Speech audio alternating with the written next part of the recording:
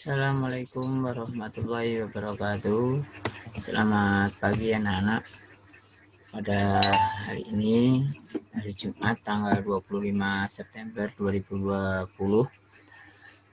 Kesempatan ini kita akan membahas jenis-jenis transaksi yang terjadi di dalam perusahaan dagang. Yang pertama, kita adalah transaksi pembelian barang dagangan.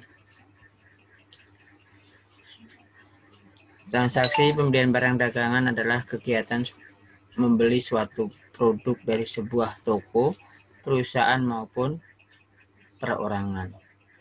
Artinya, transaksi pembelian barang dagangan dibagi menjadi dua, yaitu transaksi pembelian barang dagangan yang dilakukan secara tunai, yang kedua dilakukan secara kredit. Artinya di dalam transaksi dagang ini kan bisa berupa toko, bisa berusaha perusahaan maupun orangan. Perorangan itu bisa saja seperti antar teman, itu dikatakan perorangan. Perusahaan membayar secara tunai kepada supplier atas barang yang telah dibelinya, yang kemudian akan dijual kembali.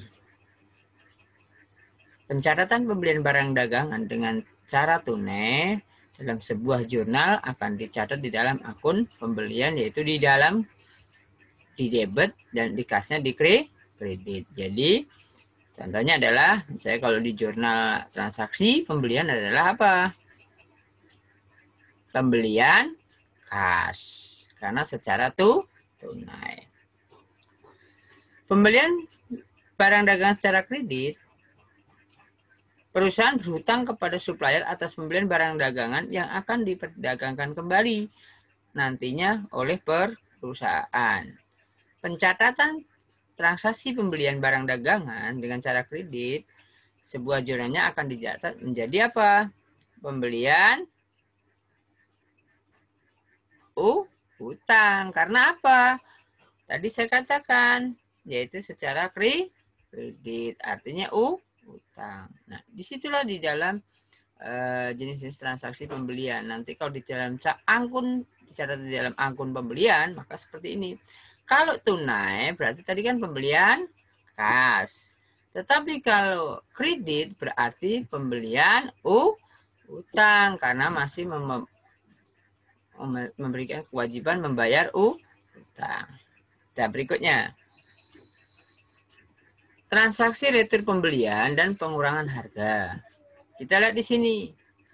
Apabila barang pesanan perusahaan ada yang mengalami kerusakan atau barang tidak sesuai dengan pesanan perusahaan, maka perusahaan akan mengembalikan atau meretur kembali barang yang rusak atau tidak sesuai tersebut kepada pihak penjual.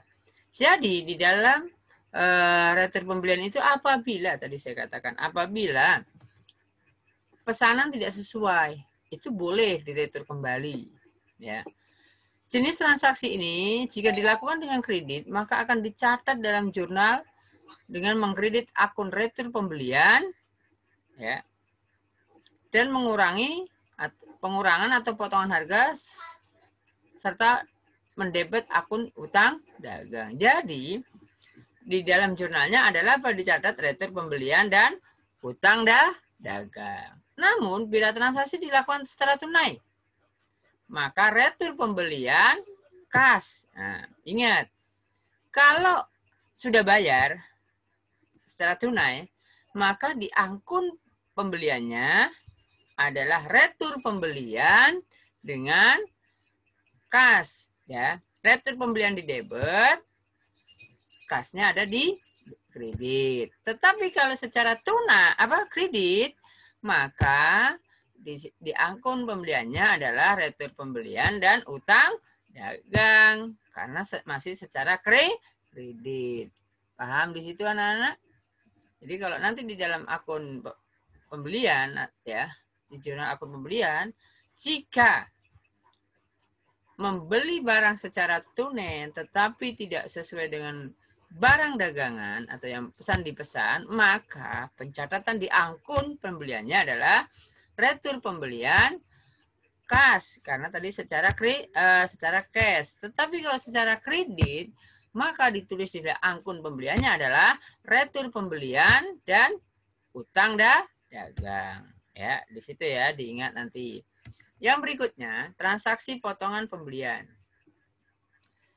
Potongan pembelian merupakan potongan yang didapat oleh pembeli karena telah melunasi hutang dengan waktu yang lebih cepat dari waktu sebenarnya dan melakukan pembayaran secara tunai atau dapat dikatakan sebagai cash discount. Ya, jadi kalau potongan harga itu apabila kan kamu lihat sering jalan ya di supermarket atau di mall ya, oh ini ada diskon 10%, 50%.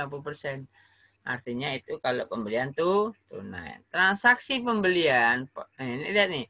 Transaksi potongan pembelian dicatat dalam jurnal dengan mengkreditkan akun kas.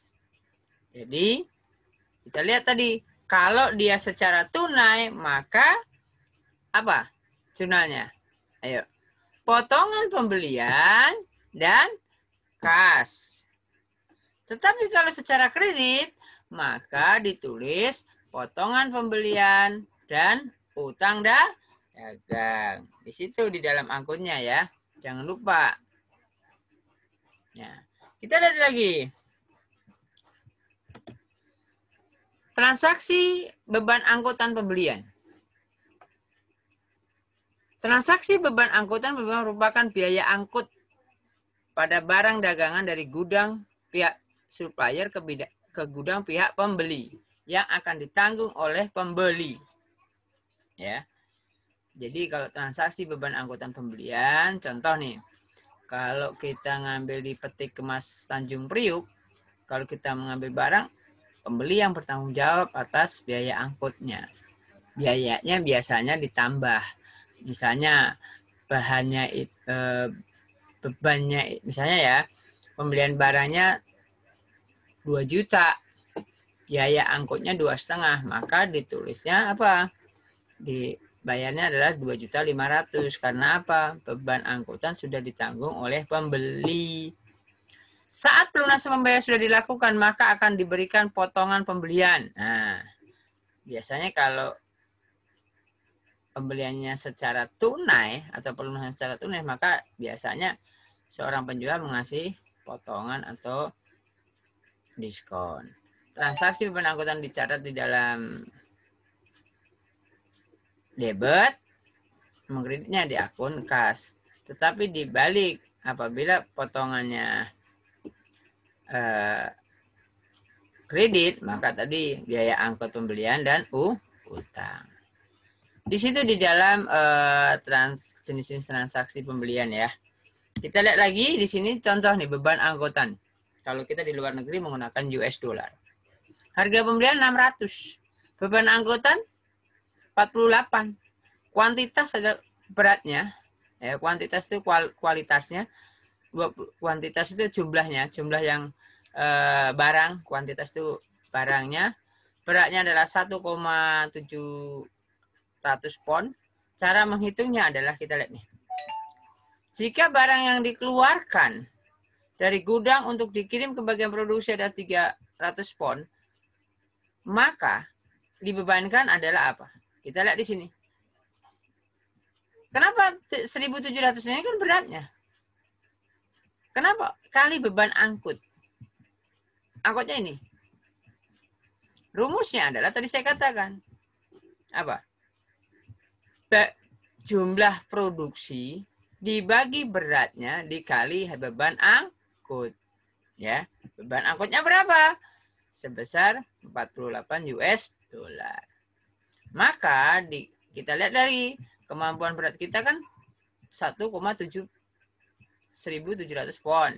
Tetapi dari gudang dikirim ke bagian produksi hanya 300. Maka di dalam beban angkutan pembelian berapa?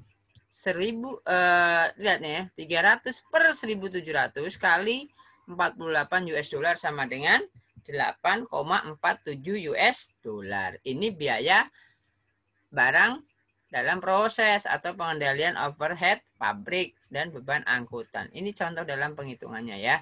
Ingat, ini kalau di dalam menggunakan US dollar. Tetapi kalau di sini lihat nih. Nah, ini contoh ya. Tadi saya bilang kalau kita berbicara angkut pembelian. Biaya angkutan pembelian, biaya angkut pembelian. Dalam pembelian barang dagangan, akan muncul masalah biaya pengangkutan barang dari gudang penjual ke pembeli.